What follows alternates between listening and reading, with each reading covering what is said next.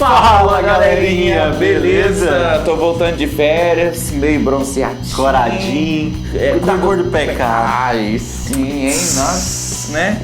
Tô aqui com aquela roupinha praiana, tava na praia aproveitando.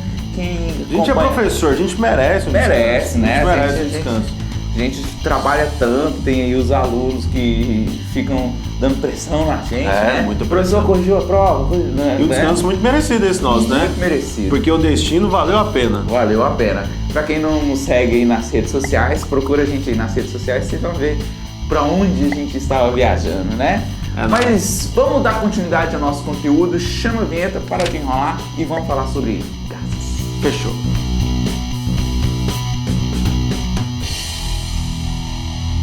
Então, galerinha, pira só no que a gente está falando sobre uma pressão parcial, pressão total dentro de misturas gasosas.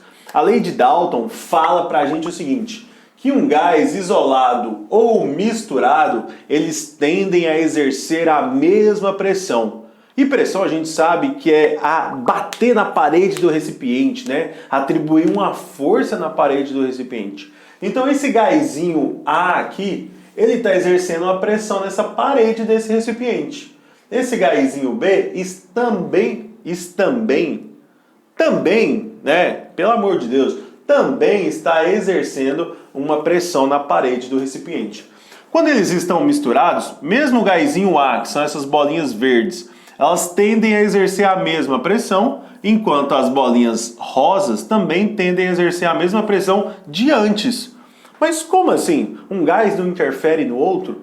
Não nesse caso. Por quê? Porque os gases se comportam de maneira diferente.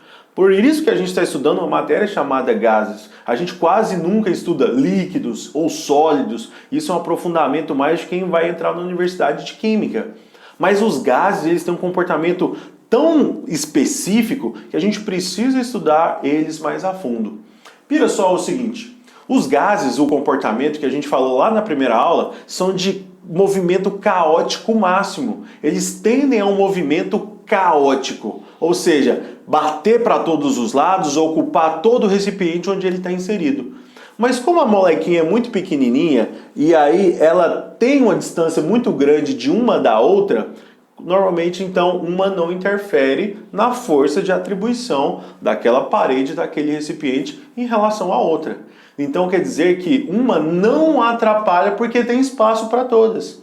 E é por causa disso que a gente fala que nós temos pressões parciais e pressões totais. Por que a pressão parcial? A pressão parcial de A é a força que essa molequinha A exerce na parede do recipiente.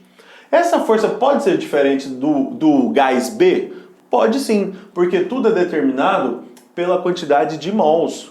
Pensa comigo, se eu tenho menos molequinhas e se eu tenho mais molequinhas, a pressão vai ser um pouco diferente porque a sua quantidade dentro daquele recipiente também vai ser diferente. Agora, quando nós temos uma mistura, eu posso ter uma pressão total. Essa pressão total é a soma da pressão de A, mas a pressão de B. Se tiver um gás C, pressão de C. Se tiver um gás D, pressão de D. E sempre a somatória de todos esses gases. Então, fica ligado no que é pressão parcial e no que é pressão total. Então, galera, como o Pavaneira acabou de falar, a nossa pressão parcial, ela depende apenas do número de mols daquele gás na mistura. Ela não depende do número de mols total, depende só daquela partícula especificamente.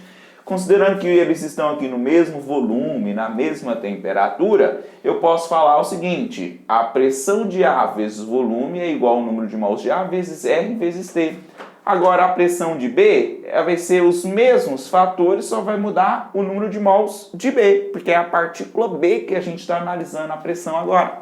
E se você quiser saber a pressão do todo, você tem que analisar o número de mols, ou seja, o número de partículas total. Isso mostra que a pressão ela é proporcional ao número de partículas, ou número de mols de partículas que existe no recipiente. Sendo proporcional ao número de mols de partículas, eu posso chegar nessa conclusão aqui, ó. A pressão de A está para a pressão total, assim como o número de mols de A está para o número de mols total, já que existe uma proporcionalidade entre eles. Joga essa pressão total para o lado de lá. A pressão de A vai ser igual à pressão total vezes o número de mols de A dividido pelo número de mols total. Esse número de mols de A dividido pelo número de mols total, a gente vai chamar de fração em mols de A, ou melhor dizendo, fração molar, representado pela letra X. A fração molar de A é o número de mols de A dividido pelo número de mols total. A fração molar de B é o número de mols de B dividido pelo número de mols total. Você já deve ter estudado fração na sua vida e você sabe que fração é uma parte do todo. Então, a fração molar de A é o quanto de A você tem no todo, certo?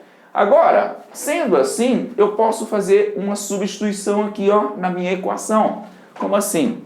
A gente não descobriu que a pressão de A é a pressão total vezes o número de mols de A dividido pelo número de mols total? Isso eu vou chamar de fração molar e eu chego nessa equação. A pressão exercida por A é igual à pressão total vezes a fração molar de A. A pressão de B é igual à pressão total vezes a fração molar de B. Um exemplo bem simples para você entender melhor é a nossa atmosfera. Na nossa atmosfera, nós temos o gás oxigênio e o gás nitrogênio como os principais componentes. Arredondando os valores, o nitrogênio é praticamente 80% da atmosfera e o oxigênio os outros 20% da nossa atmosfera. Considerando que a pressão atmosférica seja 1 atm, 80%, que é a fração de nitrogênio na atmosfera dessa pressão, é a pressão exercida pelo nitrogênio, excluindo o oxigênio da atmosfera, ou seja, 0,8 atms, que é 80% de 1. E os outros 0,2 atms seria a pressão exercida pelo oxigênio na atmosfera, porque a fração de oxigênio na atmosfera é 20% do número de partículas de gases que existem ali na atmosfera. Beleza? Então, galerinha, você entendeu o que é a diferença da pressão parcial da pressão total? O tio Soneca falou sobre os gases nitrogênio e oxigênio. Cada um tem a sua pressão parcial. E junto dentro de uma mistura gasosa e dentro da nossa atmosfera, exercem a pressão que a gente chama de pressão total, que pra gente é atribuído 1 atm. Isso, ao nível do mar. Ao nível do mar, naquelas atm, condições, né? Todas, né? Mas então você tem as pressões exercidas por cada um dos gases e somando tudo, a nossa pressão total. Isso é a primeira parte de misturas gasosas. Na próxima aula a gente continua.